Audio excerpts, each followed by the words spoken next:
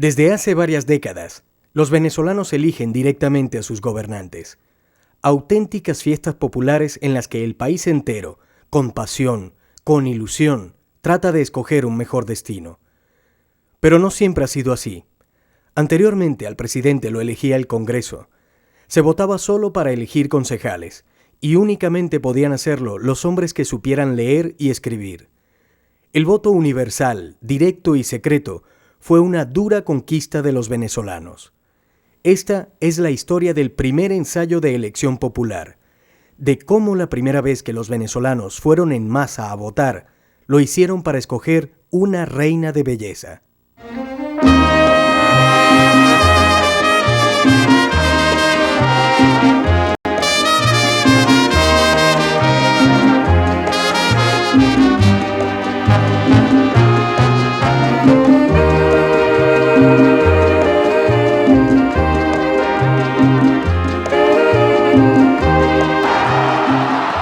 Al igual que en la mayoría de los países del Caribe de habla hispana, en Venezuela, el béisbol es la pasión nacional. Ese fanatismo por este deporte le debe mucho al desempeño del equipo venezolano en la década del 40. El deporte en Venezuela es hasta 1941 y después de 1941, que es cuando Venezuela gana el Campeonato Mundial de Béisbol Amateur en la cuarta serie mundial que tiene lugar en la ciudad de La Habana, en Cuba. El Venezuela entera se ocupó de ese torneo. Los muchachos habían ganado el campeonato, pero no se imaginaban el alboroto que se había causado el país, la influencia que había tenido su triunfo en el venezolano común y corriente y en el de alta categoría social y el de baja categoría social. Cuando ellos llegaron se asustaron porque había más de 100.000 personas en el puerto de La Guaira esperándolo al barco. El recibimiento fue sensacional, hubo fiestas populares, se los llevaron en hombros, los cargaron, los llevaron de La Guaira, caravanas de automóviles, los recibieron en el Estadio Nacional. La fiebre por la serie de La Habana es tal que Caracas comienza a pensar en algún día ser la sede del evento. En 1943 Venezuela consigue que le den autorización para organizar la séptima serie mundial de béisbol y se la acepta. Caracas es escogida como sede de la Serie Mundial a celebrarse en 1944. En esos días, los venezolanos seguían paso a paso las incidencias de la Segunda Guerra Mundial. El gobierno de entonces, presidido por el general Isaías Medina Angarita, ha dejado claro de qué lado está Venezuela. Nuestro petróleo, afortunadamente abundante, ha ido y seguirá yendo hasta los campos de batalla del lado de las democracias. Venezuela vive una transición. En 1935 había muerto Juan Vicente Gómez, quien gobernó el país con mano férrea por más de 27 años. Al cesar la tiranía, el poder queda en manos del general López Contreras, quien permite cierta apertura y entrega el poder al terminar su mandato. Su sucesor, el general Medina, es estimado como un militar de talante democrático. Bajo su mandato, los partidos políticos empiezan a operar legalmente y presionan por una reforma del sistema electoral. Hasta ese momento solo votaban de manera directa los varones mayores de 21 años que supieran leer y escribir, y lo hacían solo para elegir representantes ante organismos locales. La elección del presidente estaba reservada para los integrantes del Congreso Nacional. El nombramiento mismo de Medina es resultado de la voluntad de un puñado de hombres. General Isaías Medina. General Isaías Medina. General Isaías Medina Angarita. Medina ha sido electo con tan solo 120 votos, emitidos por un Congreso controlado por el gobierno. Un sistema que asegura que el designado será siempre el favorecido del poder reinante. La elección presidencial es un tema que poco a poco va cobrando interés para la población. La Venezuela que es sede de la serie empieza apenas a despertar a la conciencia ciudadana. Como parte de los preparativos de la séptima serie mundial de béisbol amateur, los organizadores promueven una contienda para escoger a la reina del evento. El comité organizador del campeonato organizó un certamen para nombrar la reina del campeonato. Como ya era tradición, todos los equipos deportivos de la época tenían una madrina, una reina, que debía reunir los atributos de belleza, simpatía y afición por el deporte. Para el reinado de la Serie Mundial de Béisbol surgen varias candidatas. Yolanda Leal, maestra del tercer grado de primaria, proviene de una zona popular del oeste de Caracas. Hacia la avenida, lo que es hoy Avenida Sucre, hacia Catia, pues se comunicaba uno a través del barrio Montepiedad.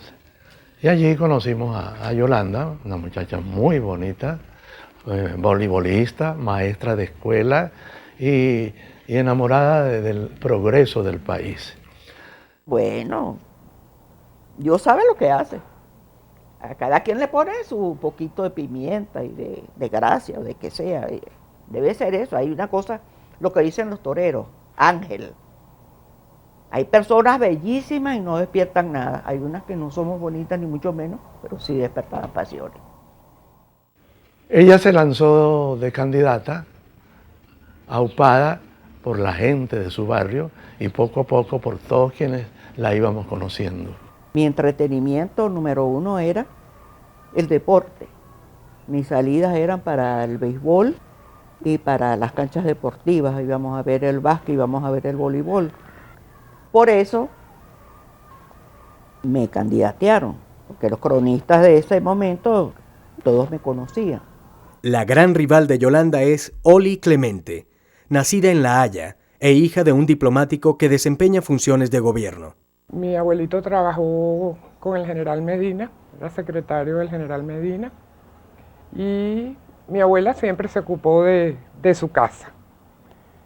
Mi mamá estudió en el San José de Tarbes también, y bueno, parece que era una muchacha, según cuentan, que le gustaba mucho el deporte realmente, y organizaba partidas de béisbol en el paraíso donde vivíamos nosotros allá. Y a raíz de esas partidas de béisbol que ella organizaba, la buscaron para ser candidata para la reina de la Serie Mundial de Béisbol. Oli Clemente era hija de un señor muy allegado a la cervecería Caracas, que eran los dueños del estadio, los dueños del equipo de cervecería Caracas. Entonces Oli Clemente todo el tiempo estuvo más allegado a nosotros. Habían tantas muchachas alrededor de aquello, que al equipo toda la vida le decían el club de las caras bonitas. Pero no era por la cara de nosotros, era por las tantas muchachas que eran partidarias de nosotros en aquel tiempo. Las otras dos candidatas son Rosario Gómez Ruiz, una estudiante de medicina, y Nelly Blanco Yepes, una jovencita de El Valle, quien con tan solo 15 años es ya una consumada atleta. Antes de eso, yo lo que hacía era deporte. Bueno, estudiaba bachillerato, por supuesto, en el Liceo Tres Bellos, y jugaba voleibol, porque antes había hecho un poco de atletismo, pero en realidad lo que jugué más fue voleibol. Entonces, ese año de 1944, en febrero, me nombran reina de carnaval. Y después, entonces, en julio, me nombraron reina del deporte. A esa coronación asistieron Oli y Clemente y Yolanda Leal, que ya eran candidatas, yo no. Yo era simplemente en ese momento reina del deporte. Entonces, justamente a finales de agosto, yo fui como una candidata tardía, porque a finales de agosto empezaron a lanzarme como candidata a mí, también al reinado. Todas eran bonitas, todas las 4 candidatas eran, a cualquiera que se le diera el voto estaba buena. Muy pronto, estas inocentes jovencitas estarán en el centro de una gran controversia. Pero no pensamos nunca que esto iba a tener tanta importancia ni tanta vehemencia popular.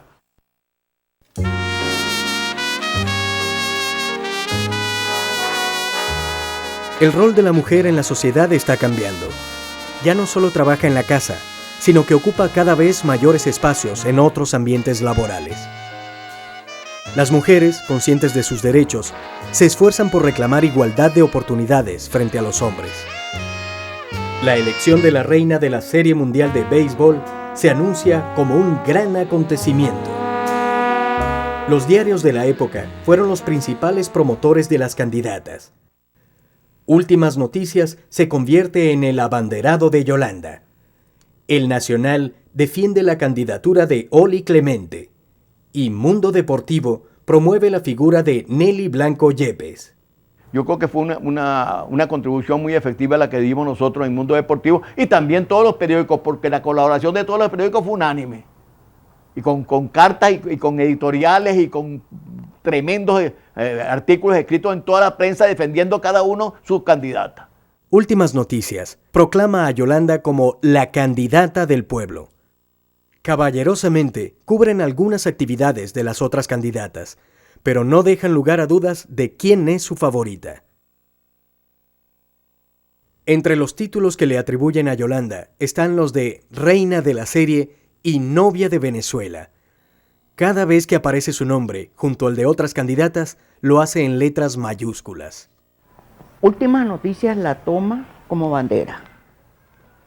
También están otros periódicos, porque estaban El Heraldo, estaban La Esfera, estaba El Nuevo Diario, estaba El País, que todos aupaban mi candidatura. Y en las radios, casi todas las radios, también estaban conmigo.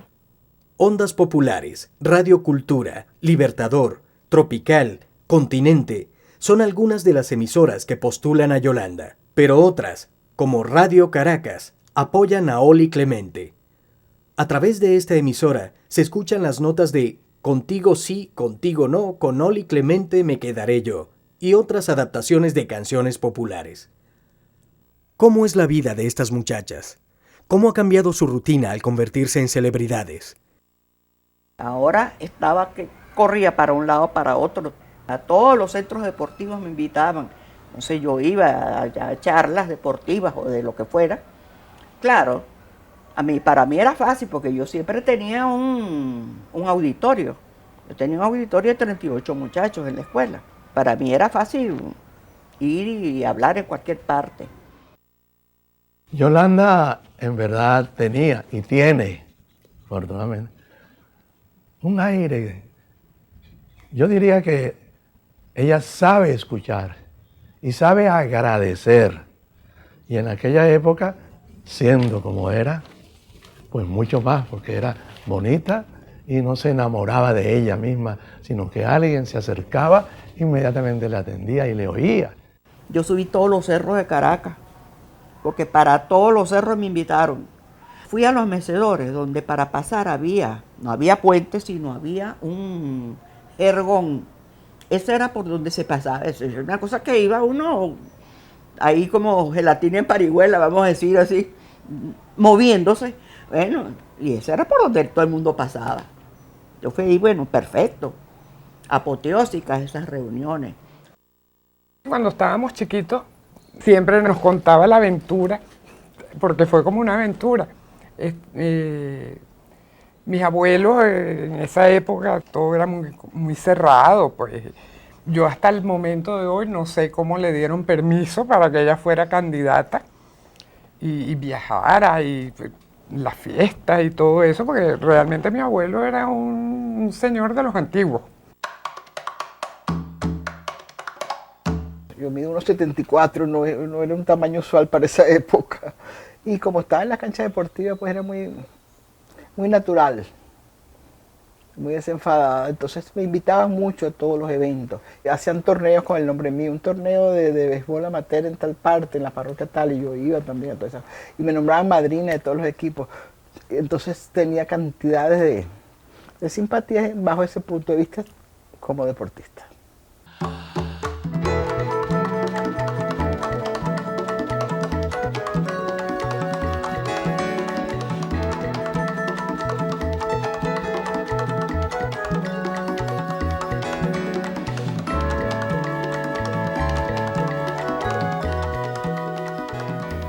Esa fue una candidatura que la gente se fue anexando, poco a poco, la gente, porque aquello despertó una pasión única. Realmente aquí no había habido nunca un acontecimiento parecido a eso. Esas elecciones fueron bravas, bueno, porque yo no estaba con Yolanda, yo estaba con Oli, esa era mi candidata. Bueno, mi candidata era siempre la Oli Clemente. Yolanda pues no era que la despreciaba, no, sino que era aquella. mi candidata y listo, se acabó. A mí me parecía raro despertar esas pasiones de la gente. En donde iba, aquello era un desastre porque todo el mundo quería que le firmara autógrafos en todas partes. Fue una pelea bellísima, algunas veces con crudeza por parte de algunos aficionados, como siempre sucede, pero finalmente las muchachas hicieron una campaña sensacional. Y conocí también una cantidad de gente que iban a conocerme, a todas llenas de paradrapos y eso, porque se habían guindado a pelear por Yolanda Leal y Oli Clemente. No sé cómo es posible que yo esté todo aporreado por Yolanda y yo ni siquiera conozca a Yolanda. Por todas partes llegan adhesiones a las candidaturas. El pueblo hace suya la contienda. La gente envía cientos de cartas y telegramas manifestando apoyo a su candidata. Tan solo una firma vale para expresar la voluntad popular y nadie se atreve a cuestionarlo. Yo conocí una familia Sotomayor en Valencia, que el padre de la muchacha, que pues fueron grandes amigos míos, se ganó un premio mayor de la lotería y él lo invirtió completico en propaganda para Yolanda Leal allá. Y así muchísima gente de su bolsillo y de su propio peculio sacaban y hacían la propaganda, porque yo no me iba a ocupar de eso. Y la gente que me rodeaba tampoco tenía dinero, ni mucho menos, pero sin embargo aquí eso no faltó. Para el pueblo venezolano fue muy bueno. No se oía hablar sino de eso, de la reina.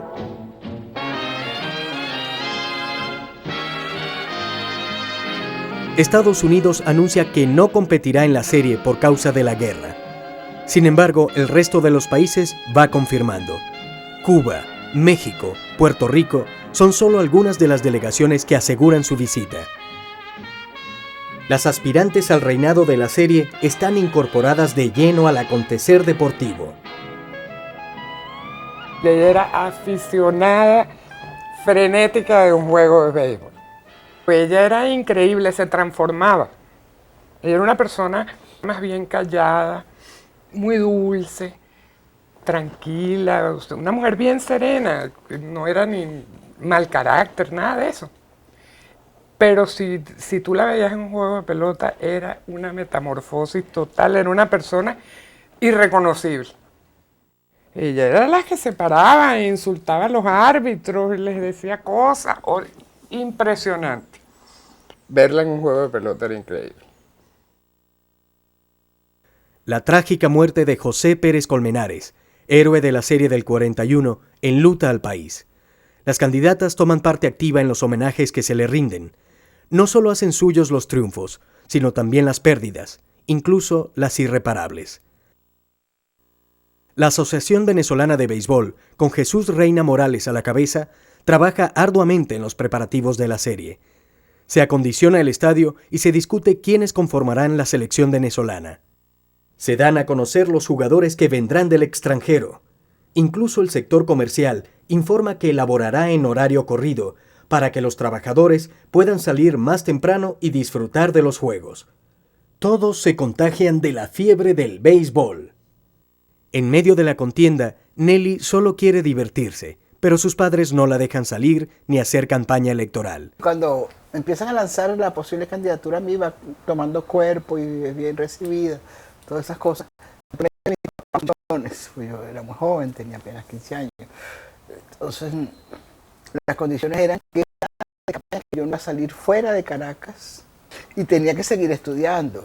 Entonces era una candidatura así un poco, como dijéramos, romántica, alegre, por el hecho de que yo sí era deportista. Yo estaba en las canchas deportivas. Ellas no eran deportistas y eran unas muchachas ya de más edad, ya más veteranas, vamos a decirlo así. Yo me divertía mucho con eso de ser candidata, iba a todos los juegos. Si supieras cuánto sufro yo en las horas de mi soledad, si supieras cómo sufro cuando tú no estás, dime mi vida, dime que no te vas. Con el paso de los días, la elección se polariza entre Oli y Yolanda. Oli Clemente era una muchacha muy bonita, muy decente, más o menos de cierta categoría. Y Yolanda era más humilde, una muchacha, una maestra de escuela, de pueblo, pero muy bonita también.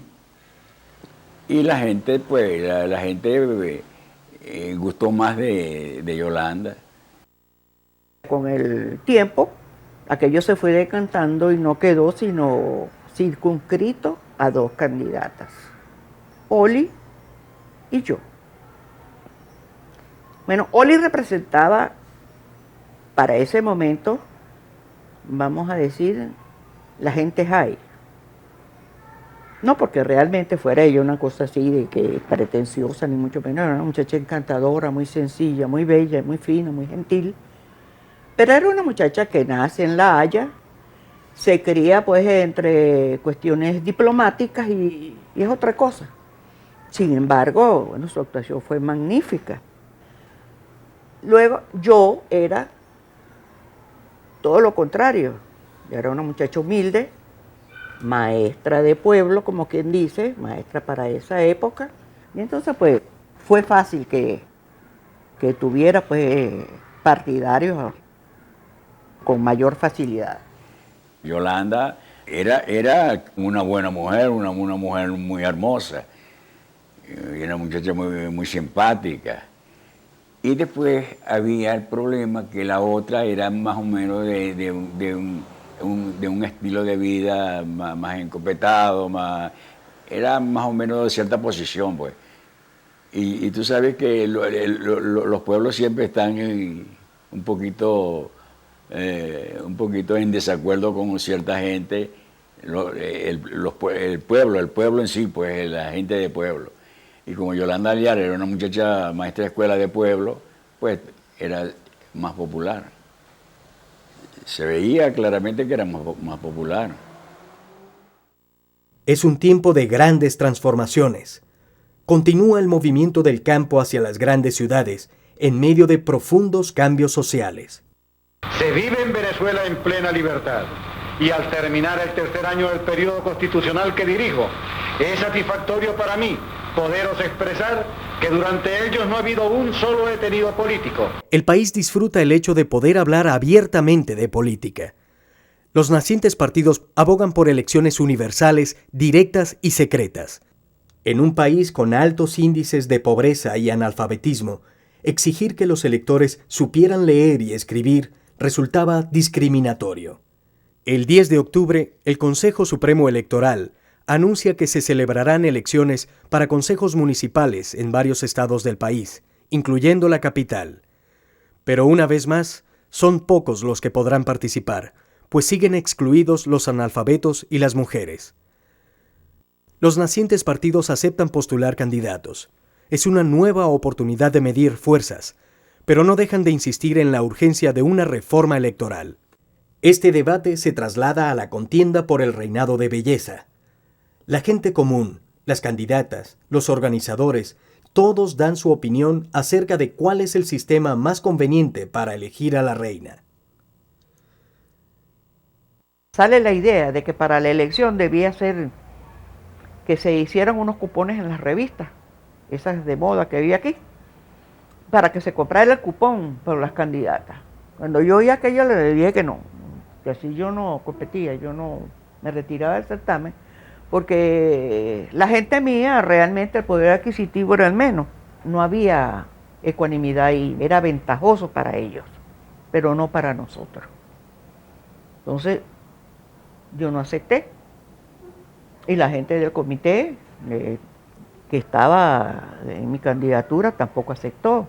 Entonces resolvimos que fuera por votación popular y así se hizo. El 11 de agosto, los representantes de las candidatas anuncian que la elección de la reina de la Serie Mundial será por voto directo y popular. Los venezolanos podrán ir en pleno a expresar sus preferencias, una oportunidad para medir si están preparados para escoger en libertad. Transcurren los días y Caracas se prepara a recibir la visita de María Antonieta Pons, despampanante vedette de origen cubano. Argentina y México se disputan la supremacía en las carteleras de cine, y figuras como Cantinflas disfrutan del amor de los venezolanos. Los aliados continúan su avance por Europa. En agosto, París es liberada. Los caraqueños son invitados a celebrar este acontecimiento en el pabellón del hipódromo, con un baile amenizado por Luis Alfonso Larraín y su orquesta. Aprovechando la apertura del gobierno, va calando la idea de que sin partidos no puede haber vida democrática. Una de las nacientes organizaciones con mayor fuerza y presencia es Acción Democrática. El 1 de septiembre de 1944, El País, órgano del partido, publica la posición de la organización ante los comicios de octubre. La plataforma programática incluye el reclamo por que se establezca la elección del presidente de la República por sufragio directo, universal y secreto. Ese mismo día, El País anuncia que Yolanda Leal es su candidata oficial para el reinado de la Serie Mundial. Los líderes de AD ya sabían del impacto de la elección de una reina. En el carnaval de 1928, cuando aún eran estudiantes, habían escogido a Beatriz Peña como su soberana. Los actos y discursos en honor de su reinado habían sido tomados como un desafío abierto a la tiranía de Gómez. Por esto habían sufrido persecuciones, pero también habían ganado un inesperado apoyo popular, iniciándose así en la vida política. Forjados en la cárcel y el destierro, los líderes de AD creen en la necesidad de modernizar el país. Desde sus primeros manifiestos han luchado contra el caudillismo militarista, defendiendo la urgencia de un gobierno civil. No sé en qué momento de la campaña le quisieron dar un trasfondo político. Yo me imagino también porque mi abuelo era secretario del general Medina. Entonces, pienso que la cosa se tornó como una medición de fuerzas entre el gobierno del general Medina y pues el grupo que adversaría al gobierno en ese momento, pues. Bueno, decían que mi mamá era la candidata de la élite, de la sociedad de Caracas de ese tiempo, que tal, y Yolanda era una muchacha de Montepiedad, tú sabes, más del pueblo. Entonces, pienso que por ahí se fue la cosa. En septiembre de 1944, la contienda adquiere dimensiones nacionales. Las candidatas recorren el país en busca de adhesiones. El mismo día en que se anuncia que los aliados han penetrado en Alemania, Yolanda parte a la conquista de Maracaibo, la meca del boom petrolero. Maracaibo son tus playas, tus poemas me fascinan. Y de noche el Catatumbo con su rayo me ilumina. Aunque lejos me Cuando vemos así a lo lejos allá en el embarcadero, lucecitas y eso, y ay, ¿qué es eso? ¿Qué? Me estaban esperando con antorchas. Y entonces que tenía que irme a pie hasta la Plaza Bolívar con ellos y querían que llevarme en hombro. Y yo porque no me lleven en hombro y yo porque me lleven en hombro. No, papá. En eso perdí hasta un zapato.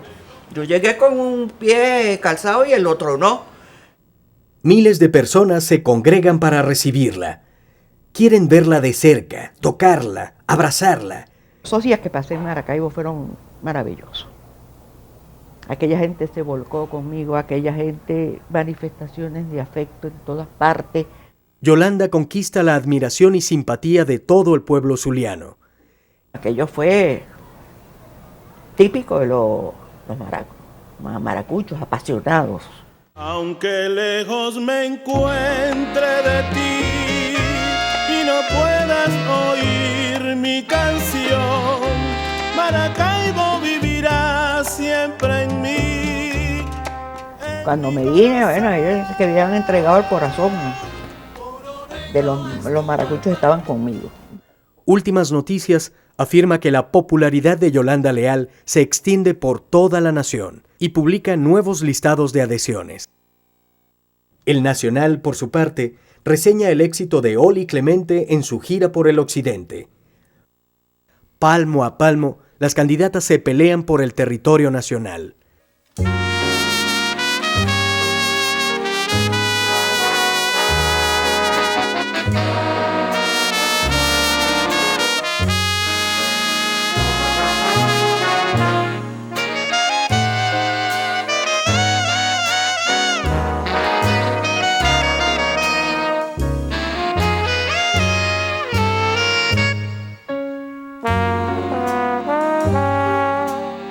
afortunadamente yo conseguí que el general Medina Angarita autorizara a la línea aeropostal venezolana a darnos puestos para ir a todo el país, para que la gente le conociera.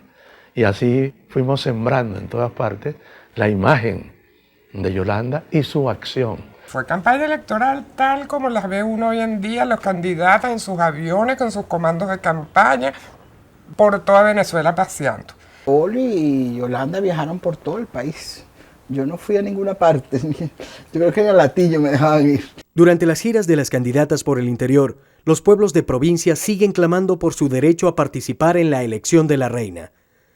El 17 de septiembre se anuncia que las principales capitales participarán en la votación. La elección tendrá definitivamente alcance nacional. El país pide excusas por no poder publicar todas las adhesiones, diciendo que Yolanda es, sin discusión, la candidata de toda Venezuela. En todo el mes previo a la elección, el país cubrirá gentilmente las actividades de Nelly, incluyendo los torneos que se realizan en su honor, pero hará solo contadas alusiones a Oli Clemente. En una entrevista a La Esfera, Yolanda dice que Nelly Blanco Yepes es su candidata y que entre sus artistas preferidos están Charles Boyer, Bette Davis, Rafa Galindo y La Gitana de Color. También declara su admiración por Rómulo Gallegos, Andrés Eloy Blanco y Rómulo Betancourt, principales líderes del partido Acción Democrática. Un hecho destacado de la campaña es la presencia de Yolanda en un mitin de ese partido. Estaba hablando precisamente Andrés Eloy Blanco. Cuando yo entro, la multitud se pone a aplaudir y a gritar. Entonces se levanta Andrés Eloy y dice, tenía que ser una leal de mi pueblo. Y por ahí se desprendió aquello con una pieza oratoria de maravilla. O sea, fue apoteósico ahí. Ese realmente fue el mitin que fui. Pero realmente no, yo no tenía ninguna afiliación política. Yo nunca he militado en ningún partido. Tengo mis apetencias políticas, por supuesto, el resto, porque el que me diga que no es político, eso es mentira, porque el hombre es un ser netamente político.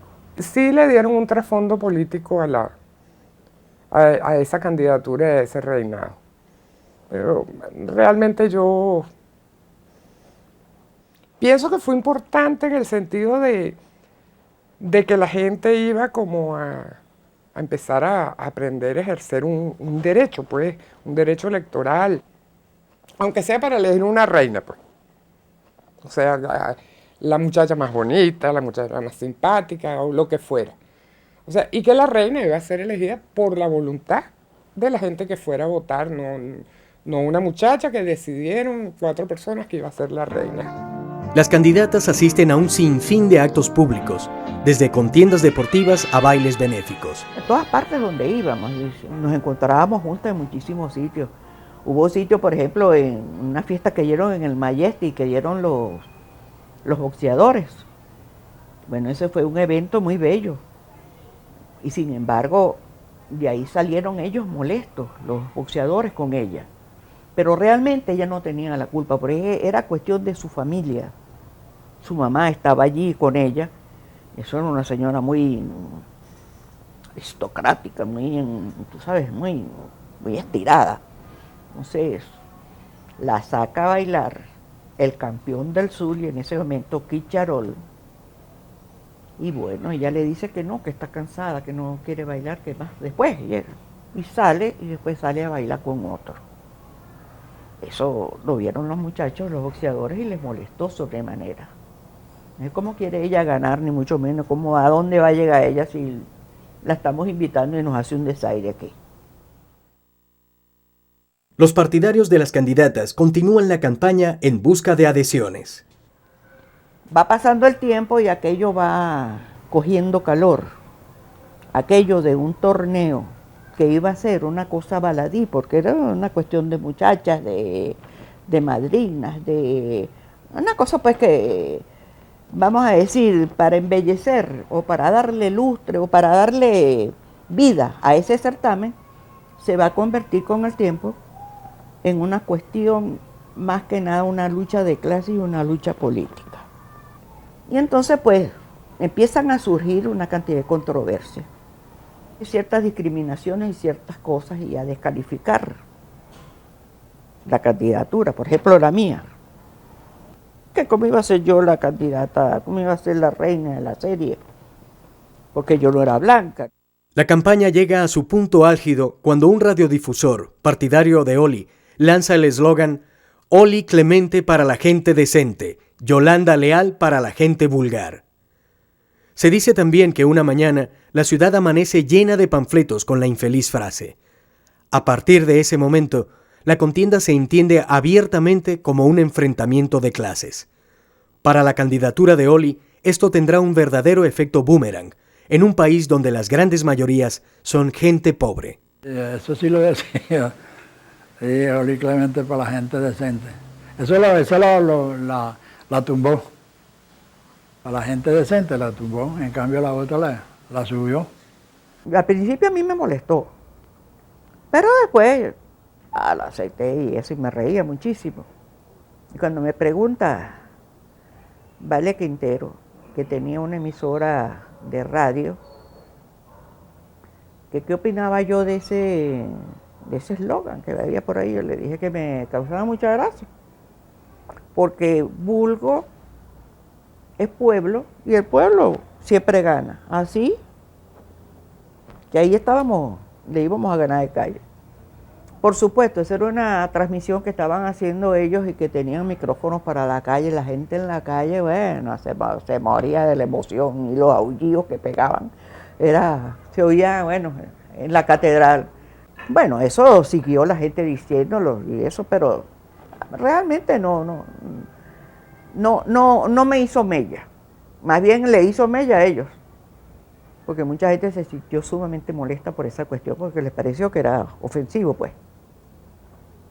Que realmente no valía la pena esa necesidad, pero bueno, son cosas que surgen todas esas cuestiones ahí. Había cosas más cosas positivas que negativas realmente. Oli Clemente era de una categoría, es decir, una clase social elevada, pues. Y Yolanda era popular, era el pueblo. Entonces, los fanáticos de Oli Clemente decían, bueno, Oli Clemente para la gente decente y Yolanda Leal para la gente vulgar, pero eso no lo decía todo el mundo. Eso pasó por debajo de la mesa. Aunque sí se escuchó, no fue cierto esa rivalidad. En la verdad, el pueblo venezolano se portó dignamente en esa elección. A pesar de haber tanta efervescencia en la competencia, ellas nunca se enemistaron. Ellas siempre, después del recorrido que hacían y la fiesta y la garabía y la cosa, se abrazaban y se juntaban con nosotros y conversábamos todos juntos. Esa elección tuvo la particularidad que las dos candidatas nunca se enemistaron. Faltando pocos días para la elección de la reina, estalla una huelga de obreros textiles. El conflicto se agudiza y los trabajadores le piden a Yolanda que hable con el presidente. El 25 de septiembre, Yolanda Leal dirige un telegrama al general Medina para rogarle que intervenga. Al día siguiente, el presidente le responde que se está ocupando del problema, pero que la solución es difícil. Coincidencia o no, ese mismo día cesa la huelga. La reina del pueblo es ahora intercesora de favores. El país entero vibra ante la cercanía del desenlace. Desde las páginas de El Nacional, Oscar Escalona Olivier hace la defensa de Oli. Señala que sus adversarios han decidido transitar por el escabroso terreno de la política, presentando a su candidata como defensora de los sectores populares, dejándola exhibir en mítines y mostrando sus simpatías partidistas. Esa misma propaganda ha proyectado hacia Oli Clemente un ambiente de riqueza y aristocracia que no es verdadero. Oli es una muchacha sencilla y hermosa, y una de las deportistas más consecuentes de la que se haya tenido noticia, capaz de soportar sol y lluvia tan solo para ver un partido de práctica. Para Nelly, las cosas tampoco marchan muy bien. Una semana antes de que se hicieran las elecciones, que fueron a finales de septiembre, mi papá ya estaba un poco molesto porque era demasiado bululú en la casa y todo, y llamadas. Y me dijo, tú te vas de Caracas. pero papá, si no me dejas ir, pero no, vete, te vas a Macuto. Papá, no importa, déjame aquí en Caracas y voy nada más que a pocas cosas, pero para estar aquí, no, de ninguna manera. Se puso estricto y mi cuñado me vino a buscar y me fui, agarré mi maletica y me fui para Macuto. No, pero ya me divertí mucho, porque como te digo, me prepararon una cantidad de eventos y entonces iba a todas partes también allá y saqué bastantes votos allá. Pero yo no me ocupé de cuántos votos ni cómo fue. Yo sé que llegué de tercera, pero no vi las diferencias ni nada. Porque para mí eso no era un conteo, para mí eso era una distracción. El día tan esperado ha llegado. El 1 de octubre de 1944, miles de venezolanos acuden a los cines y estadios que se han fijado como centros de votación. Una verdadera fiesta en la que todos están deseosos de apoyar a sus candidatas y de ejercer por vez primera el acto del sufragio. Y la gente votó, hacía su cola y votaba, pero no solamente en Caracas, en Venezuela entera, en Maracaibo, en Maracay, en Apure. Es decir, fue una elección nacional, completamente nacional, de norte a sur y de este a oeste. La emoción de la gente fue inmensa porque nunca habían podido ejercer el voto. La gente espontáneamente se volcaba en la calle y hacía cola. Los materiales resultan insuficientes y mucha gente se queda sin votar, por lo que claman a voz en grito que su voto sea tomado en cuenta. La gente salió a las 4 de la mañana para la calle. Aquello era pero como un hormiguero la gente. Y eso que era una cuestión, una tontería realmente. Y sin embargo, los sitios de votación no se dieron abasto para atender a la gente que iba. Claro, porque nunca se pensaron, porque como aquí nunca había habido una elección de ese tipo, primera vez que se ensaya. Y eso sirvió después como ejemplo que había durez en la gente para votar. Fue una gran escuela para Venezuela, para el público, para Venezuela, pues. No sabíamos qué era política, sino estábamos aprendiendo de política. Aquí no votaban las mujeres, para empezar. No votaban sino los hombres de 21 años en adelante y que fueran alfabetos, estuvieran alfabetizados. Entonces, pues era una cuestión selectiva. Era muy poca gente la que podía ir a votar. Entonces se les presentó esta oportunidad donde iban a votar mujeres, hombres, todo el mundo. Entonces la gente se volcó a las calles. A las 12 del día de las elecciones ya nosotros teníamos casi el total de los votos en todo el país y Yolanda había ganado con entera facilidad. Hecho los escrutinios, ganó sin ninguna objeción Yolanda Leal sobre Oli Clemente, Nelly Blanco Yepes y Rosario Gómez Ruiz. La gente se entusiasmó demasiado porque eso era lo que quería la gente. Y aquello, imagínate, fue una gran fiesta, pues. En horas de la noche, cientos de simpatizantes acuden a casa de La Morena de Montepiedad para festejar la victoria. Eso fue un exitazo. La gente como loca. Eso, y salían para mi casa donde yo vivía. Bueno, aquella casa no la tumbaron de milagro. La puerta la desprendieron. Porque la gente agolpada, que querían entrar, que querían unos que entraban, otros que salían, aquello era un desastre. Luego se trasladan a la sede de Últimas Noticias, en pleno centro de Caracas, donde es aclamada por miles de seguidores. La Plaza Bolívar no cabía la gente, toda esperando y para celebrar pues el triunfo de Yolanda Leal. Que no era de Yolanda Leal realmente, era el triunfo del pueblo de Venezuela. Al día siguiente, en el editorial de El País, Rómulo Betancourt, máximo líder de Acción Democrática, da su interpretación al respecto. El pueblo ha dado una magnífica lección a quienes se oponen al goce de su derecho a elegir directamente al presidente de la República. Recursos de todo orden se utilizaron para frustrar el triunfo de la reina del pueblo. Sin embargo, ella fue la triunfadora en esta primera experiencia de sufragio libre, universal, directo y secreto.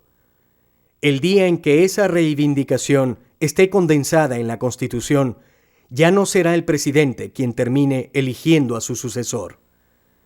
El pueblo demostró que puede votar consciente y acertadamente para escoger quien lo gobierne. Uno está acostumbrado a ir a elecciones y todo, pero la gente de antes fue la primera vez en su vida, ¿verdad?, que pudieron ir y dar su opinión. Eso tiene que haber sido lo más importante, ese ejercicio democrático que hizo el pueblo de Venezuela por primera vez en su vida. Eso es lo más importante. Y creo que es lo que más se le ha quedado grabado a la gente. Un triunfo y una derrota llevados con dignidad, como lo testimonian las gráficas del abrazo entre ambas reinas. Un final feliz para un apasionado ejercicio democrático. ¿Ganaste? Perdí. Ganá. Atención al béisbol, que ya el juego va a empezar. Y tenemos la certeza de que habremos de triunfar. Jugaremos el partido con destreza sin igual, porque así es como se gana el campeonato mundial. El 12 de octubre de 1944 se inaugura la serie. Yolanda y Oli desfilan juntas y comparten tribuna. La primera bola es lanzada por el presidente de la República de Venezuela, quien recibe una ovación y es saludado por bellas deportistas y por el presidente del comité organizador de la 7ª Serie Mundial. El pueblo sigue con pasión cada jugada. El estadio se llena de bote en bote, y los que no pueden entrar siguen las acciones desde los cerros cercanos o a través de la radio.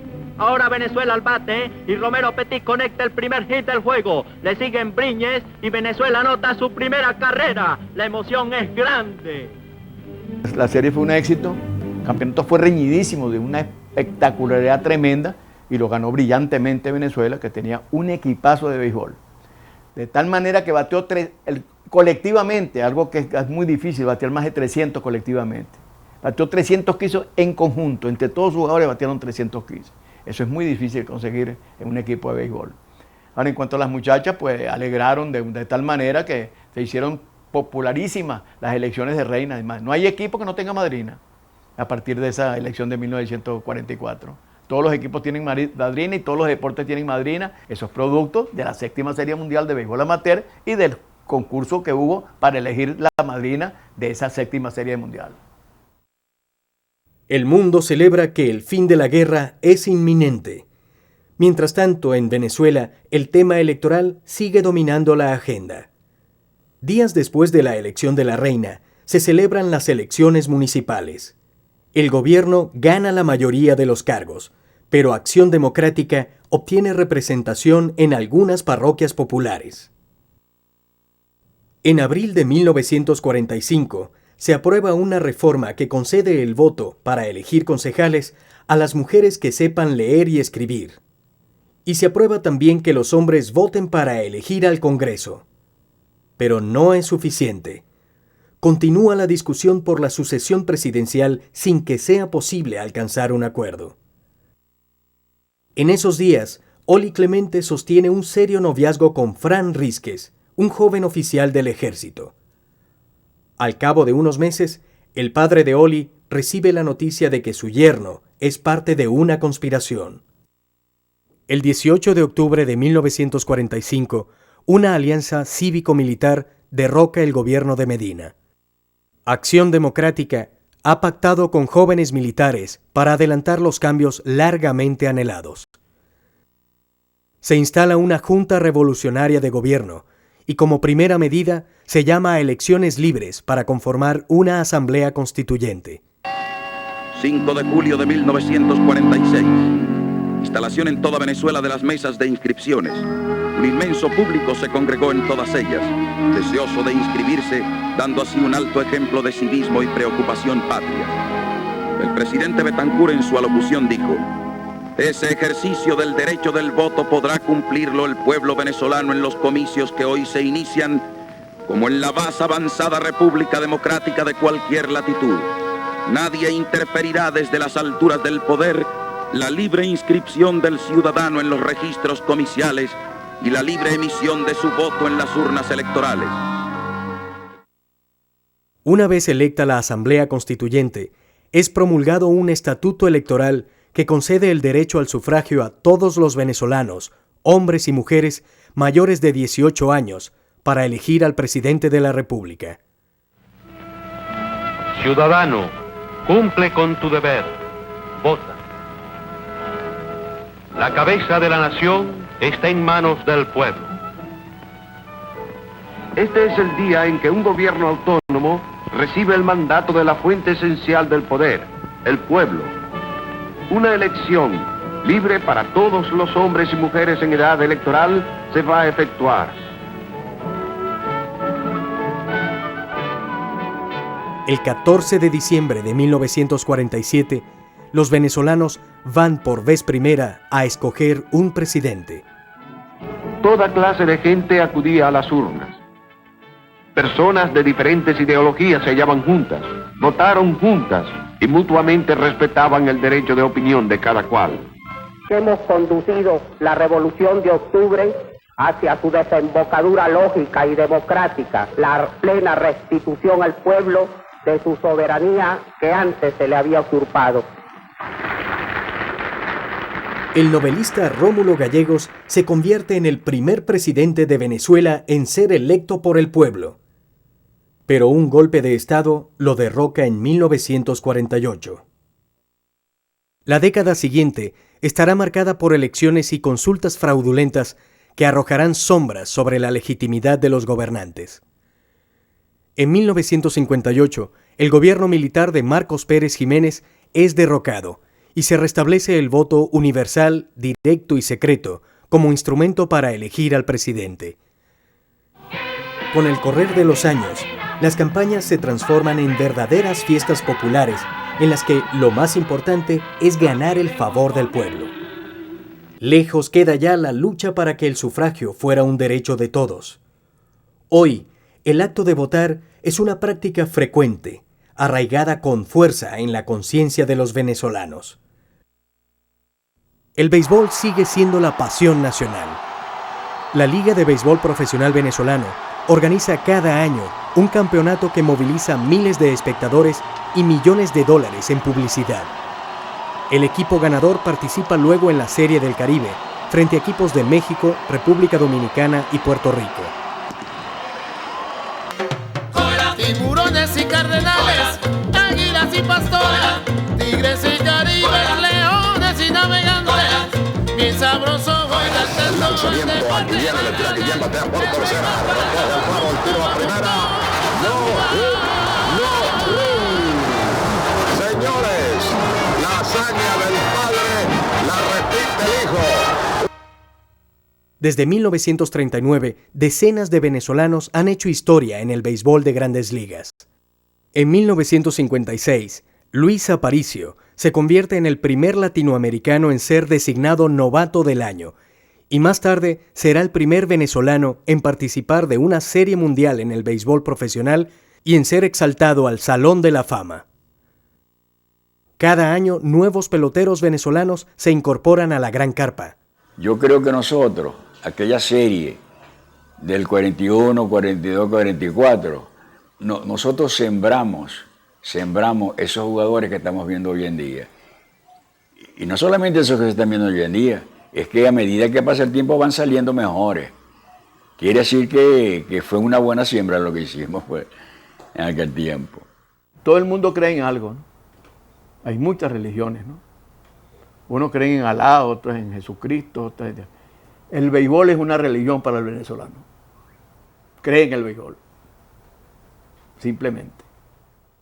En 1952 se crea el certamen Miss Venezuela, una contienda para elegir año a año a la mujer más bella del país. Las ganadoras son electas por un jurado, pero en 1955 se produce un empate que se resuelve por aplausos del público. Susana Duim, la favorita de los presentes, es luego electa en Londres como la mujer más bella del mundo. Pasan las décadas y los venezolanos siguen con interés las incidencias del certamen. Nosotros tan democráticos y tan amigos de republicanos, etcétera, y eso, pero nos gusta una reina más que come bueno. En 1979, Maritza Sayalero gana el Miss Universo e inicia una cadena de triunfos internacionales. Quien nos va a representar en Londres es la señorita Pili León Misaragua y Miss Venezuela es Irene Sáez, Miss Miranda.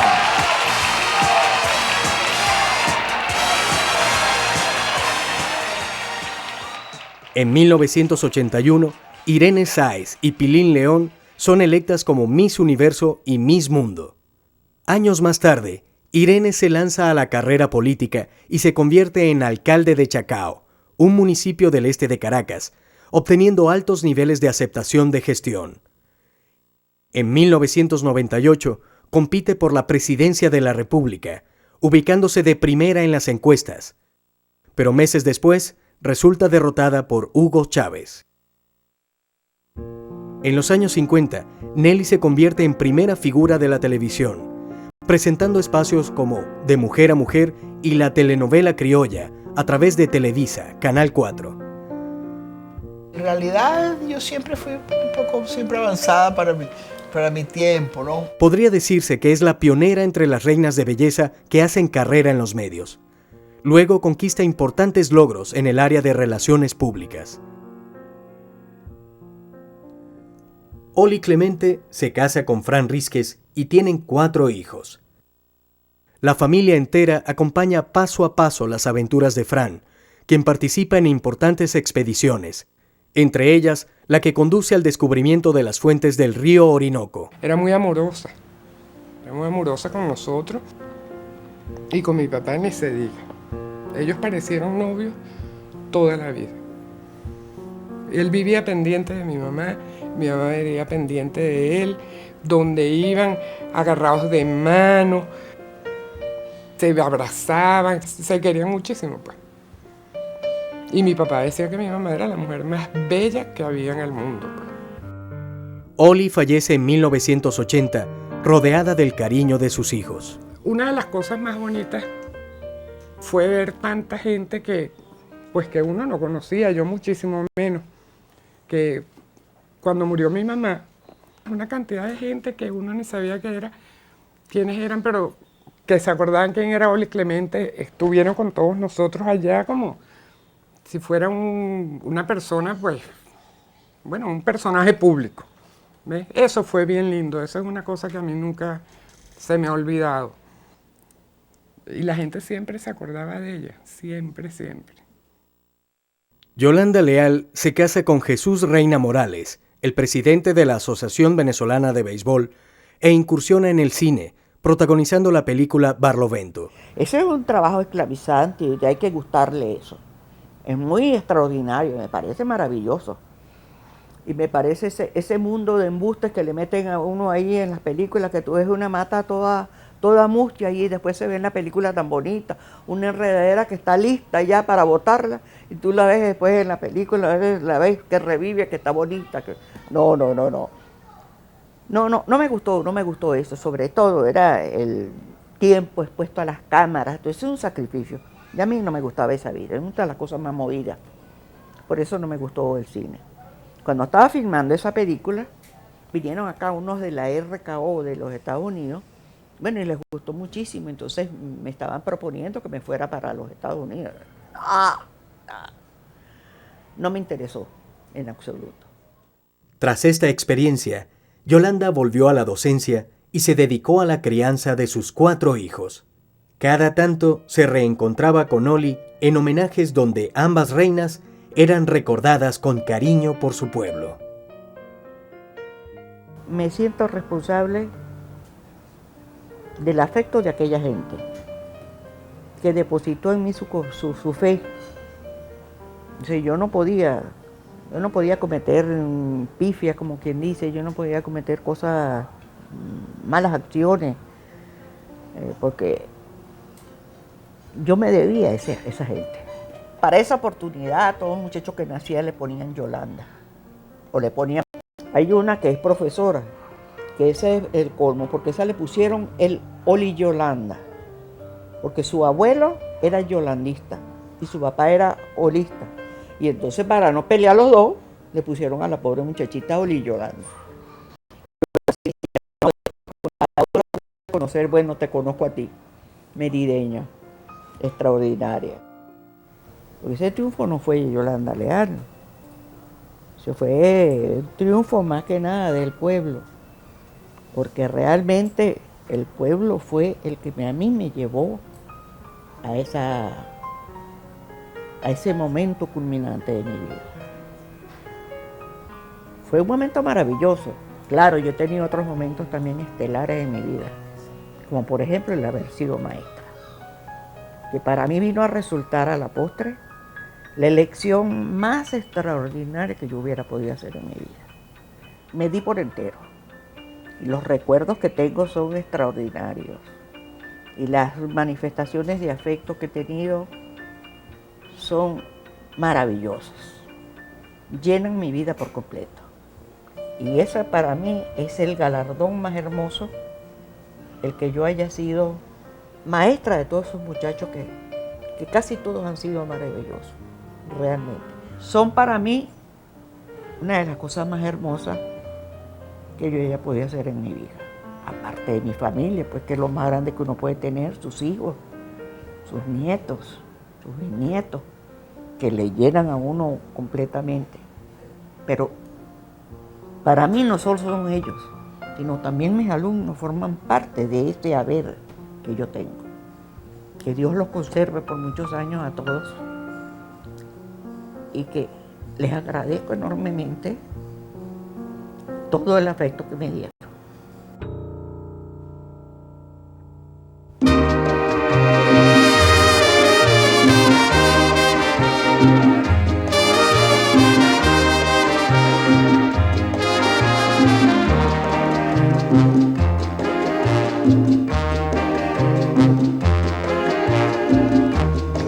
Lo que me pasa a mí, pero tengo que decirte a ti que mi vida sin tu vida no puede ser, porque te quiero, porque te adoro. Si supieras cuánto sufro yo en las horas de mi soledad, si supieras cómo sufro cuando tú no estás, dime mi vida, dime que no te vas. Y esas fueron las primeras elecciones, aunque fueron de unas reinas, pero fueron las primeras elecciones directas y secretas, porque además era votación secreta. Oye bien las palabras de amor que hay en esta canción. Nunca en la vida he querido yo así, nunca, nunca ninguna mujer como te quiero a ti. Anoche soñé que estábamos los dos en París, en luna de miel, era una parejita feliz.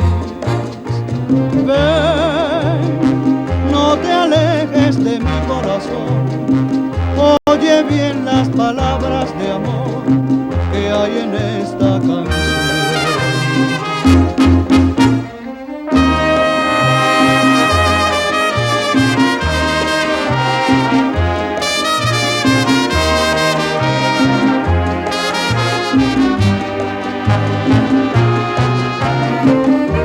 Yo vi mi retrato en un sitio que tenía papelitos, florecitas esas de papel y bombillitos. Y me causaba gracia aquello porque yo nunca había tenido pasión por nadie. Anoche soñé que estábamos los dos en París, en luna de miel, era una parejita feliz. Ven, no te alejes de mi corazón, oye bien las palabras de amor